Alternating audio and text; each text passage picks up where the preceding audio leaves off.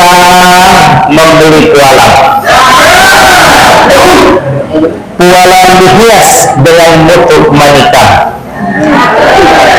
Orang-orang mah tahun baru pada healing dan shopping sambil makan-makan.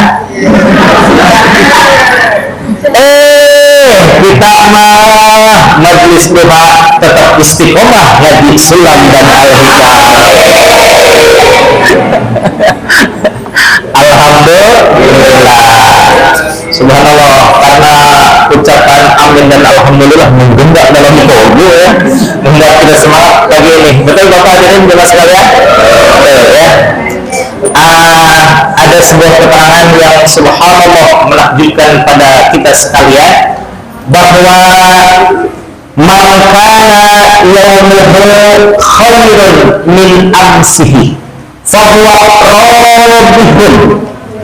Siapa orang yang hari ini jauh lebih baik daripada hari-hari kemarin, jauh lebih baik daripada pekan-pekan kemarin, jauh lebih baik dari bulan kemarin, bahkan jauh lebih baik daripada tahun-tahun kemarin, fahuwa rabihun, maka orang tersebut dikatakan sebagai orang yang beruntung. Siapa orang yang beruntung?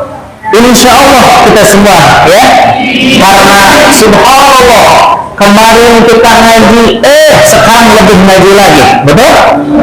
Kemarin sholat, bahkan sekarang sholat tepat waktu, selalu di masjid atau musola, bahkan selalu dalam keadaan berjamaah. Alhamdulillah. Kemarin sama keluarga, adem ayam. Sekarang bukan adem ayam lagi, bahkan diisi dengan tausiah, saling menasehati antara suami dan istri, saling menyayangi antara ayah dengan putra, saling menyayangi antara saudara dengan saudari semuanya. Maka subhanallah hari-hari kita dipenuhi dengan rahmat dan barokah Allah subhanahu wa ta'ala. Insya Allah selamanya, semuanya keadaan ini ada pada diri kita sekalian, sehingga kita betul-betul dikatakan oleh para ulama dan kanjeng Nabi Muhammad SAW bahwa kita semuanya adalah orang-orang yang termasuk rabihun, orang yang sangat beruntung. Insya Allah tidak ada di dalam diri kita orang-orang yang maghdulun. Apa itu maghdulun? Tertipu. Wa man kana yawmuhu mithlu amsihi fahuwa maghdulun. Siapa orang yang hari ini sama saja dengan hari kemarin, sama saja dengan bulan kemarin, sama saja dengan tahun-tahun kemarin, maghdulun, maka orang tersebut dikatakan sebagai tertipu. Tertipu bagaimana? Taruhlah kita kan sehari-hari kita pengen untung ya. Misalkan saya sebagai pedagang beli produk 5.000, dijual lagi 5.000, untung apa lagi itu? Ahli yang jawabannya. Tidak kembali modal atau bagaimana katanya? Tidak kembali modal. Kenapa? Saya sudah investkan biaya, sudah investkan tenaga, sudah investkan waktu, betul? Bahkan ruangan saya diinvestkan untuk adanya produk-produk, dijual kembali cuma 5.000. Secara fisik memang kembali modal, nominalnya kembali 5.000, tapi saya rugi bandar, betul? Rugi waktu, rugi biaya, waktu tempat, rugi tenaga, semuanya itu dikatakan tertipu. Insya Allah kita nggak ada ya, nggak ada. Kita mah orang-orang yang beruntung. Apakah lagi na'udzubillah tsumma na'udzubillah, tidak ada di antara kita yang dikatakan sebagai malaunun. Apa itu malaunun? Malaunun celaka alias cilaka 12. Itu bagaimana itu celaka 12? Wa man kana yawmuhu syarrun min amsihi fahuwa mal'un.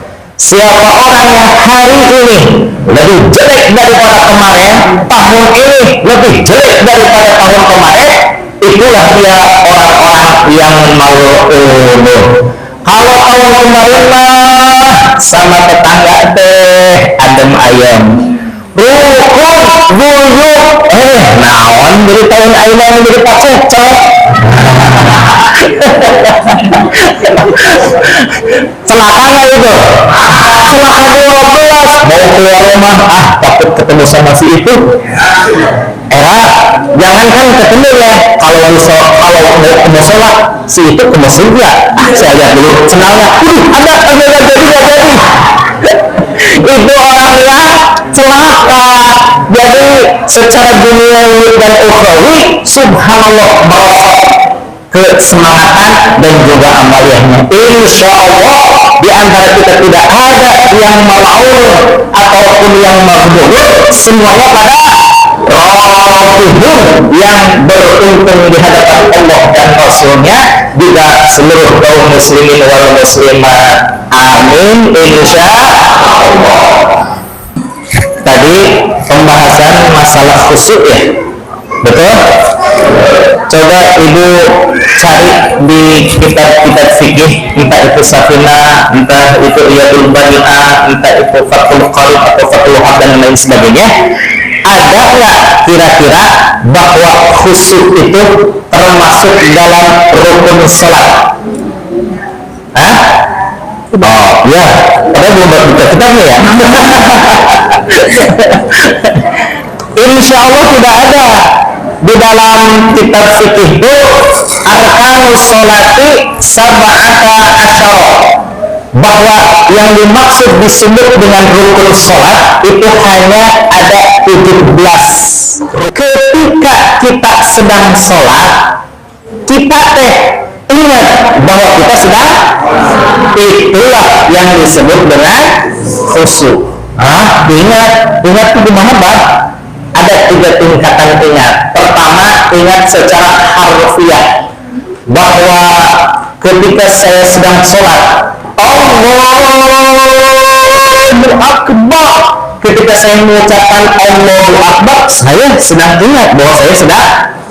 Tapi ketika mengucapkan melayang-layang pikiran saya, ingat cicilan rumah, ingat cicilan panci dan lain sebagainya. Mungkin bisa jadi khusyuknya saya dalam sholat hanya beberapa detik saja. Ketika takbir ingat sholat, ketika sedang tahiyat, wah saya terus sholat. Bisa jadi 4 detik, 5 detik saya khusyuk. Itu alhamdulillah apa astagfirullah? Alhamdulillah apa innalillah? Innalillah ya. Kenapa? Karena sudah bukan level ibu. Bagi saya alhamdulillah. Kenapa? Saya baru belajar sholat yang tidak ada kewajiban harus khusyuk, tapi walaupun khusyuknya baru beberapa detik, yang waktu subuh itu katakanlah 4 menit, yang duhur itu katakanlah 6 menit, saya khusyuknya berapa detik? 3 detik, 5 detik. Saya tetap ucapin alhamdulillah, karena itu level saya. Bagaimana dengan level bapak-bapak dan ibu? Jangan ditanya tuh. Bapak dan ibu mah levelnya sudah bukan harfiah lagi, apa? Maknawiyah. Bagaimana sholat khusyuk yang maknawiyah? Subhanallah, luar biasa. Di dalam hikmahnya sholat diantaranya apa? Inna sholata tanha anil fahsya'i wal munkar. Sesungguhnya sholat adalah sholat itu bisa mencegah perbuatan keji dan munkar. Luar biasa. Ibu dan bapak mah jangankan di dalam sholat, di luar sholat sama. Saya seperti merasa diperhatikan oleh Allah, betul? Di masjid diperhatikan oleh Allah, di rumah merasa diperhatikan Allah, di jalan diperhatikan oleh Allah. Nah itu dia, ibu selalu merasa bahwa Allah memperhatikan kita. Itulah khusyuk, hikmah dalam melaksanakan sholat. Jadi bapak dan ibu mah bukan sekedar ingat khusyuk di dalam sholat saja, di luar sholat pun alhamdulillah. Allah menitipkan waktu berapa jam sehari semalam? 24 jam. Katakan bapak dan ibu tidur berapa jam? 4 jam, 8 jam kali ya. 8 jam ya. Bapak ibu hadirin jamaah sekalian, di dalam satu keterangan dikatakan bahwa halakan nasu jami'an illal alimun, bahwa seluruh manusia bisa celaka kecuali orang-orang yang berilmu. Subhanallah.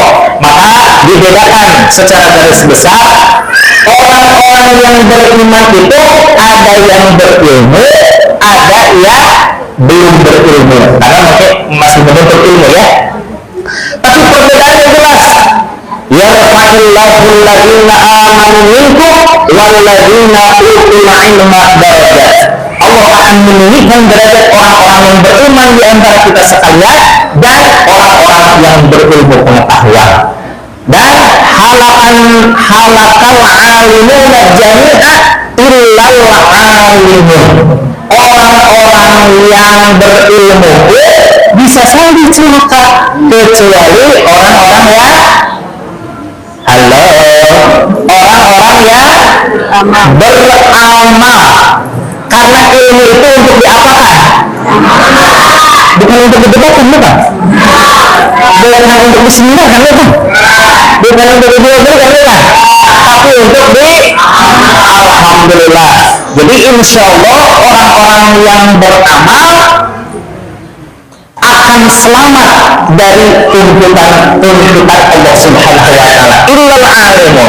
Tapi subhanallah masih disaring lagi oleh Allah, halakan nasul alimun, dan bisa saja celaka orang-orang yang beramal itu illa mukhlisun, kecuali orang-orang yang ikhlas. Ikhlas apanya? Ikhlas mengamalkannya, ikhlas menuntut ilmunya, ikhlas meningkatkan kualitasnya semata-mata untuk mencari ridho Allah Subhanahu wa taala.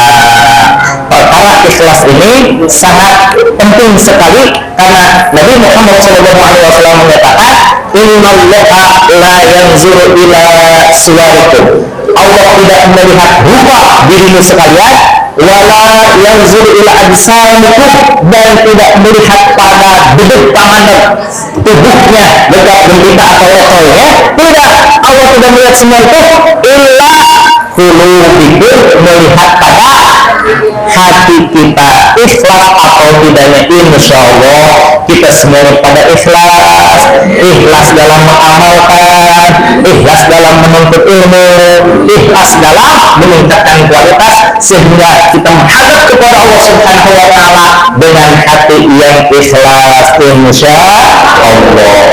Ya. Di dalam Fawaidul Majmu'ah kata Syekh Asy-Syaukani itu merupakan hadis palsu, dan kata Syekh Al-Ajluni di dalam Kasful Khofa itu pun hadis palsu. Tapi di dalam Ihya Ulumuddin karya Imam Al-Ghazali yang digelari Hujjatul Islam, beliau tidak menyebutkan bahwa itu hadis atau sumbernya. Yang disebutkan adalah wal mukhlisuna fi hadirin azim, dan orang-orang yang ikhlas pun ada dalam kecelakaan yang besar. Subhanallah, ini berarti menandakan bahwa harus hati-hati ketika kita beramal. Namun ketika kita melihat dari ulasan Buya Ar-Razi di dalam makalahnya bahwa Imam Al-Ghazali ada 4.848 hadis yang termaktub di dalam Ihya Ulumuddin. Nah, jangankan ulama-ulama yang sekarang, zaman dulu Imam Al-Ghazali itu banyak yang menentang. Kenapa? Katanya ulama besar, katanya waliullah, katanya hujjatul Islam. Tapi kenapa dalam majmu' ofisnya, karya terbaiknya, beliau menyatakan banyak hadis-hadis dhaif. Nah, salah satunya Syekh Imam Ali Al-Barzahab itu mengadukan kepada pemerintah, maka disidanglah Imam Al-Ghazali dengan Imam Ali Al-Barzahab. Kata Imam Al-Ghazali, wahai Tuan, betulkah Tuan menyanggah bahwa dalam kitab-kitab saya dan kitab saya terdapat banyak hadis-hadis dhaif? Ya, katanya.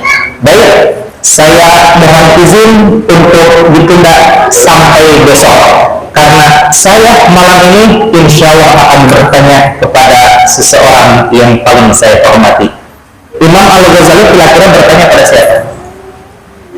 Pada Rasulullah Shallallahu Alaihi Wasallam. Padahal kalau jarak yang cukup Imam Al-Ghazali itu termasuk pada tabi'in, sedangkan Rasulullah Shallallahu Alaihi Wasallam telah meninggal sekitar 200 tahun yang lalu. Kemudian malamnya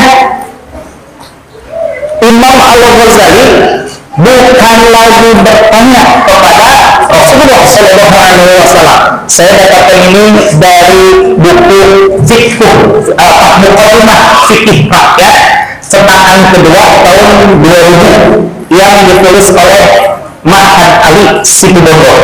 Nah, ketika besoknya malamnya Imam Al-Ghazali subhanallah melihat dan Syekh Ali Al-Barzahab melihat Rasulullah Shallallahu Alaihi Wasallam. Kalau bermimpi Rasulullah kira-kira benar atau tidak? Benar. Makanya wasyaitan la yatamakkalu, setan tidak bisa menyerupai kata Rasulullah Shallallahu Alaihi Wasallam. Tapi apa yang terjadi? Begitu melihat Rasulullah Shallallahu Alaihi Wasallam, gemetar, ketakutan Rasulullah Shallallahu Alaihi Wasallam. Bukannya senang, kenapa? Karena Rasulullah Shallallahu Alaihi Wasallam didampingi oleh 4 orang, oleh 5 orang. 2 orang itu adalah di sisi kanannya Syekh Imam sahabat Abu Bakar dan juga Sayyidina Umar, di sisi kirinya Sayyidina Utsman dan Sayyidina Ali, dan di sebelah Sayyidina Ali siapa? Imam Al-Ghazali. Kemudian Rasulullah dengan wajah merah menahan amarah bertanya kepada Ali Al-Barzahab, wahai Ali Al-Barzahab, betulkah engkau menyanggah kitab Imam Al-Ghazali bahwa hadis yang termaktub di dalam tersebut adalah hadis-hadis palsu? Iya Rasul, sambil gemetar menjawabnya. Maka dijawablah Rasul dengan amarah yang luar biasa, ketahuilah wahai Ali Al-Barzahab bahwa hadis-hadis yang termaktub di dalam kitab Ihya Ulumuddin betul adalah hadis dariku. Maka di sini kita melihat ikhtilaf ulama antara ulama hadis dengan ulama tasawuf, agak sedikit berbeda. Salah satunya di dalam pengertian bahwa tafsir surah Al-Baqarah ayat 37, fatalaqa Adamu min rabbihi kalimatin, dan ketika Nabi Adam alaihissalam menerima talqin, pembelajaran laqana yulaqinu talqinan dari Allah Subhanahu wa taala, kalimatin, beberapa kalimat. Kalimat di sini ada perbedaan menurut ulama ahli tafsir, menurut ulama ahli hadis, bahwa kalimat tersebut maknanya tawasul. Dalam hadis yang diriwayatkan oleh Al-Baihaqi bahwa lamma qatarafa Adam al-khati'ah, ketika Nabi Adam alaihissalam terpleset pada kesalahan, maka berdoalah Nabi Adam alaihissalam bihaqqi Muhammadin Allah ghafartali, dengan hak kedudukan Nabi Muhammad sallallahu alaihi wasallam, semoga engkau mengampuni ya Allah. Maka ulama ahli hadis meyakinkan bahwa di situ kalimat di situ bermakna tawasul, dan menurut ulama ahli tasawuf kalimat di situ bermakna la ilaha illallah. Maka bagaimana ketika Nabi Adam alaihissalam berdoa selama 200 tahun belum diterima istighfarnya oleh Allah Subhanahu wa taala, fatalaqa Adam min rabbih kalimatin. Kemudian Nabi Adam alaihissalam menetalkin pembelajaran kalimat la ilaha illallah dari Allah. Maka bagaimana setelah menerima talqin zikir dari Allah Subhanahu wa taala, fataba alaihi, serta merta diterimalah obatnya Nabi Adam alaihissalam. Ini sebagai ulasan aja bagi kita sekalian. Memang ada istilah perselisihan makna dari ulama-ulama. Insya Allah kita semuanya menghormati para ulama, bahwa ulama adalah orang-orang yang diistimewakan dengan keilmuan oleh Allah Subhanahu wa taala, dan kita menjunjung uswah teladan Rasulullah Shallallahu Alaihi Wasallam untuk senantiasa mengagungkan ilmu pengetahuan dan menuntut ilmu pengetahuan. Insya Allah.